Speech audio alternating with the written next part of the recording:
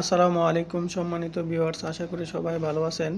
আপনাদেরকে এই ভিডিওটির মাধ্যমে দেখানোর চেষ্টা করব একটি কলামের স্টিরাপ বা রিং এর দৈর্ঘ্য কিভাবে নির্ণয় করা হয়। আপনারা ভিডিওটির মধ্যে দেখতে পাচ্ছেন একটি চিত্র বা ড্রয়িং কলামের স্টিরাপের। এখানে একটি তথ্য হচ্ছে কলামের ক্লিয়ার কভার মাটির নিচে হলে 2.5 ইঞ্চি আর উপরে 1.5 ইঞ্চি। কলাম ও বিমে রিং বা স্টিরাপের রডের পরিমাণ। ধরি একটি কলামের সাইজ 12x20 ইঞ্চি, কভারিং 1.5 ইঞ্চি।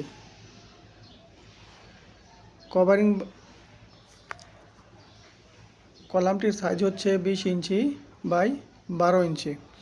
এখানে দুটি হুক 3 ইঞ্চি দুটি হুক ধরা হয়েছে।